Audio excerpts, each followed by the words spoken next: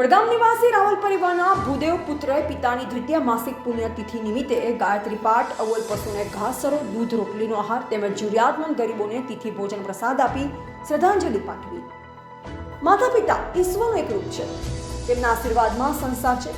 તેઓની હાજરી એ જ આપણા જીવનમાં અનેકો દુઃખો દૂર કરવાની ક્ષમતા સાથે જીવન જીવવાની પ્રેરણા પૂરી પાડતા હોય છે.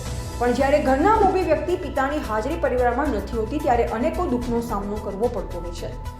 પિતા એ પુત્રના જીવનમાં એક ઢાલ સમાન હોય છે. વ્યક્તિ એક હતા પણ વિશેષતાઓ અનેક હતી. પિતા સ્વરૂપે સર્જનહારને જોયા હતા. હિન્દુ ધર્મમાં જ્યારે ઘરના કોઈ મોભી વ્યક્તિ મૃત્યુ પામતા હોય છે ત્યારબાદ થતી મરણ ક્રિયા બેસનાને બારમાની પ્રથા હોય છે, પરંતુ પરિવારના બીજા સભ્યો દ્વારા તેમની યાદમાં આવતી તિથિ પ્રમાણે દાન પુણ્ય કરતા આવ્યા છે.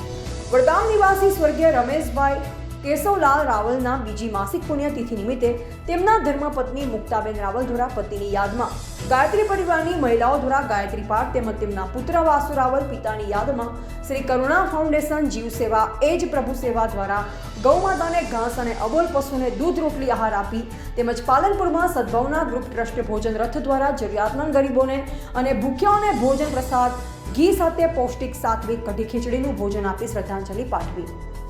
Reporter Bhikhabhai Sipai, MD news, Palanpur, Banaskantha.